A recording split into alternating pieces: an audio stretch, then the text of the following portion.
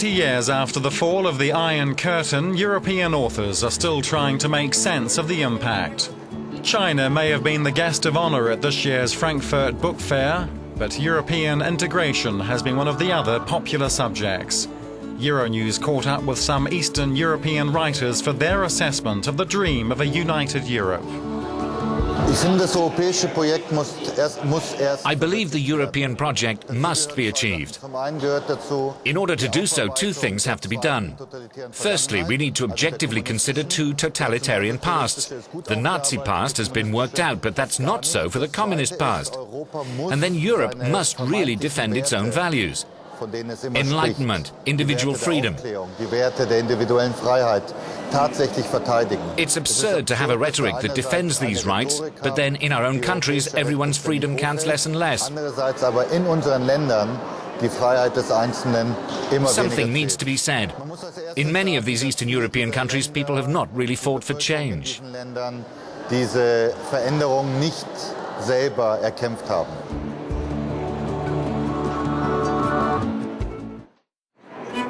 Other authors write about people who feel as though they count for nothing in the larger European project, who feel that Europe is no longer a place of opportunity. We are lost in this bigger family, you know? We were, in former Yugoslavia, we were someone. We were the number one.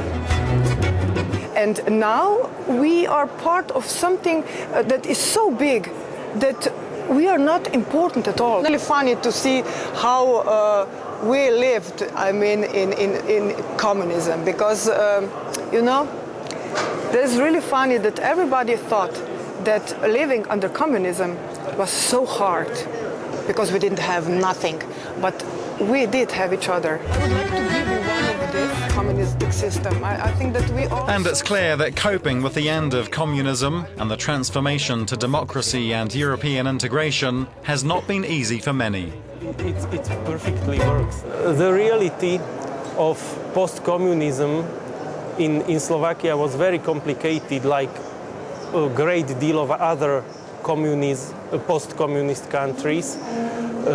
That's why I prefer not to write about reality. The reality was very strange and very complicated. I didn't like realism of that period of our history. In the last 3 or 4 years, situation is much more better. In his latest book, this author tries to make sense of the historic events that happened in Europe 20 years ago.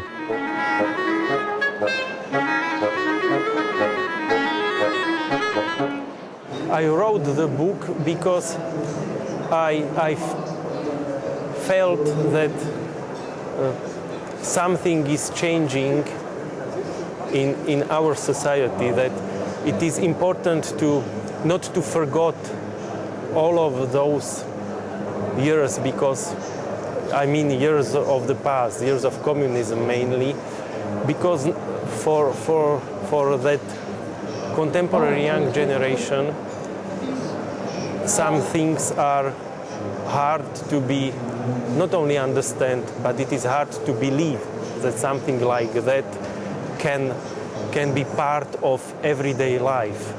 So I think that it is important to not to forget it. That's why I write the book. And not everyone is writing standard non-fiction on the issue. Some have decided to move towards escapism, such as fairy tales for a younger generation.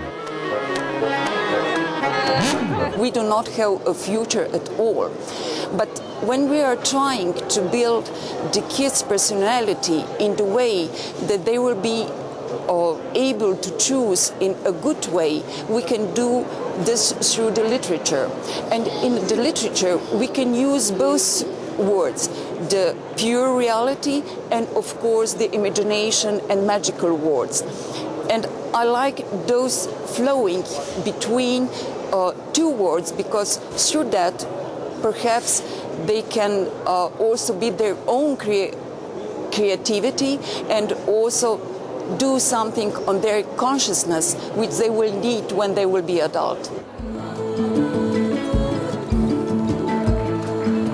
authors are also examining the kind of change that took place after the fall of the Iron Curtain and whether real reform or progress has been possible.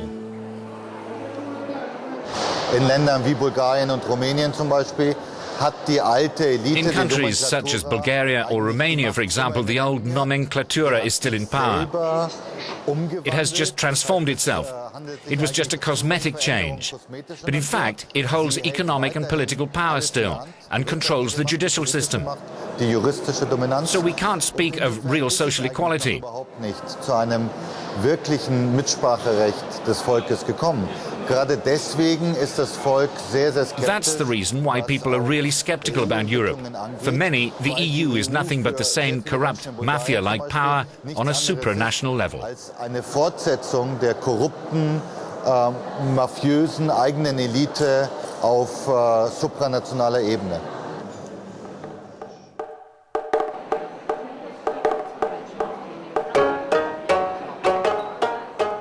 Europe's borders may be open, but many people still feel as though they are blocked from seeking out new opportunities.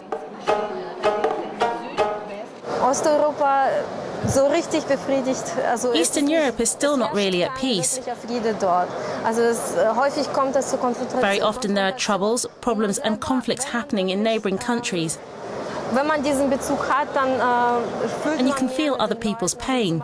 For instance, I have been affected by the conflict in Ossetia and Abkhazia. Das hat mich damals sehr mitgenommen und es ist klar, dass Leute aus dem Osten, also aus meiner Erfahrung. Also, speaking from experience, many Eastern Europeans have an outstanding cultural education, but they are unable to find a good job in Europe. Bildungsstatus, aber durch ihre Laufbahn konnten sie. When they look for a job to match their skills, often they don't find it. Und wenn sie dann sozusagen in Europa versuchen zu arbeiten, ist es dann manchmal ein bisschen schwierig. But there is reason for optimism. Ein Wort fällt mir ein, ich habe Hoffnung. I can think of a word, hope. Even if something goes wrong, you have to carry on. Es geht weiter. And those who gathered in Frankfurt know they have a crucial role to play in recording the rapidly changing face of world history.